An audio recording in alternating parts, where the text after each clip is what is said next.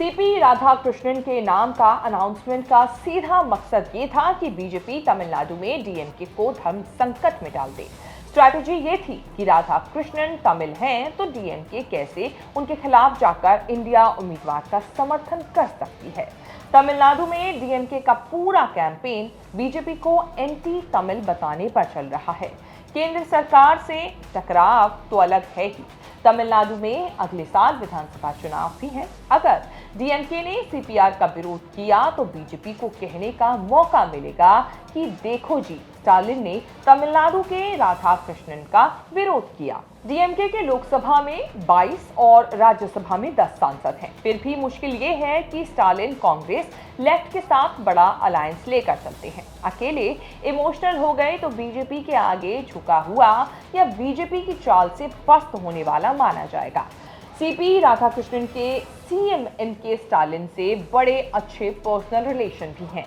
11 अगस्त को स्टालिन से मिलकर सेहत का हालचाल जानने भी गए थे। तब शायद उन्हें भी अंदाजा नहीं होगा कि आगे क्या होने वाला है। ये अटकलें तो लग रही थी कि बीजेपी तमिलनाडु चुनाव के लिए किसी तमिल को चुन सकती है। एकदम किसी को पता नहीं था कि सीपी राधाकृष्णन को बीजेपी ले आएगी।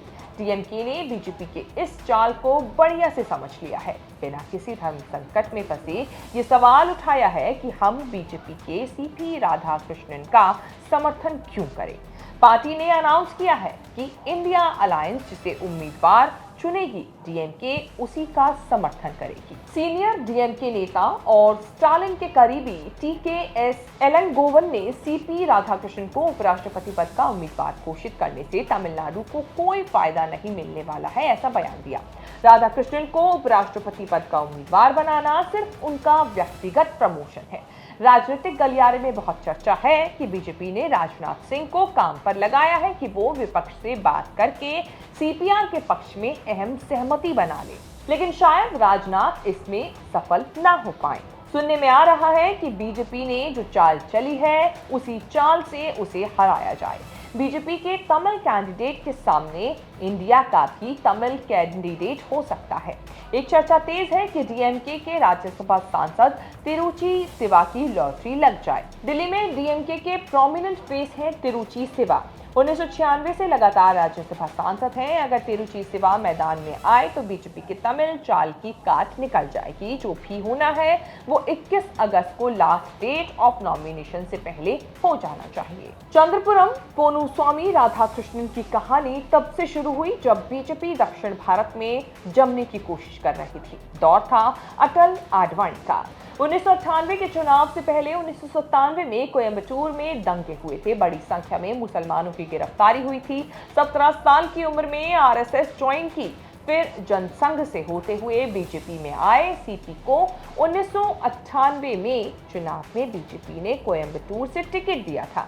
आडवाणी ने सीपी के लिए रैली करके मैसेज दिया कि पार्टी दक्षिण को सीरियसली ले रही है।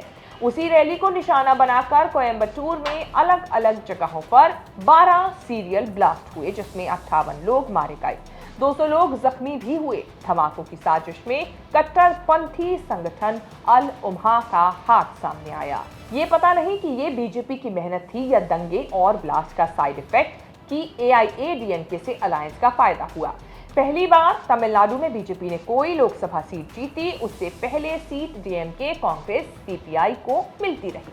1998 में वाजपेयी सरकार बनी थी लेकिन चली नहीं। 1999 में फिर चुनाव हुए, फिर सीपी राधाकृष्णन ने बाजी मारी, लेकिन फिर कभी बीजेपी या सीपी राधाकृष्णन जीत नहीं सके। अगले 5 चुनाव में से 3 बार लेफ्ट की जीत हुई। 2024 में डीएमके ने सीट जीती। करीब 3.5 से 4 लाख वोट हासिल करने के बाद भी बार बार सीपी हारते रहे। आज तक तमिलनाडु में बीजेपी का खाता नहीं खुला। हिंदू वोटों के दम पर प्रदेश बीजेपी अध्यक्ष रहते हुए 2024 में अन्नामलाई कुप्पुस्वामी ने भी कोयम्बटूर से किस्मत आजमाई, लेकिन कुछ बदल नहीं पाए। तमिलनाडु में सीपी राधाकृष्णन आज से करीब 20 साल पहले 2004 में बीजेपी अध्यक्ष बने थे। उन्होंने जनाधार बढ़ाने 93 दिनों की 19,000 किलोमीटर लंबी रथ यात्रा निकाली। रिवर लिंकिंग, छुआछूत, आतंकवाद के खिलाफ मुहिम चलाई, लेकिन बीजेपी को चुनावों में फायदा नहीं मिला। 2019 के चुनाव में हारने के बाद सीपी दिल्ली बुला लिए गए। बीजेपी में रहते सरकारी कंपनी केयर बोर्ड के चेयरमैन बने। 2023 में मोदी सरकार ने सीपी राधाकृष्णन को वफादारी का इनाम देते हुए राज्यपाल बना दिया। पहले झारखंड, फिर तेलंगाना, पुदुचेरी होते हुए जुलाई 2024 में महाराष्ट्र पहुंचे। साल भर में देश के दूसरे सबसे बड़े पद के लिए उम्मीदवारी मिल गई है। उपराष्ट्रपति चुनाव में सीपी राधाकृष्णन के जीतने के पूरे चांस है। अगर डीएमके ने समर्थन नहीं भी दिया तब भी सीपी की जीत में कहीं कोई बाधा आनी नहीं चाहिए। सीपी राधाकृष्णन की मां जानकी अम्माल बहुत खुश हैं कि इतने बड़े पद के लिए बेटे को चुना गया है। मां ने राज खोला। सीपी राधाकृष्णन का नाम पूर्व राष्ट्रपति सर्वपल्ली राधाकृष्णन से जोड़कर रखा गया, इस उम्मीद में कि एक दिन भी उनका बेटा राधाकृष्णन भी सर्वपल्ली राधाकृष्णन जैसा बनेगा। राष्ट्रपति तो नहीं, लेकिन उपराष्ट्रपति बनने के बहुत करीब हैं सीपीआर। शेष भारत की इस रिपोर्ट में इतना ही। इस रिपोर्ट को लेकर आपकी क्या राय है और हमें ये भी बताएं कि आपको क्या लगता है कि इस बार उपराष्ट्रपति पद के लिए कांग्रेस या फिर इंडिया गठबंधन किस नेता का नाम सामने रख सकता है। इस रिपोर्ट में इतना ही। इस रिपोर्ट को लेकर आपकी क्या राय है कमेंट करके जरूर बताएं और इस तरह की खबरें आगे भी देखने के लिए बने रहें न्यूज़ तक के साथ।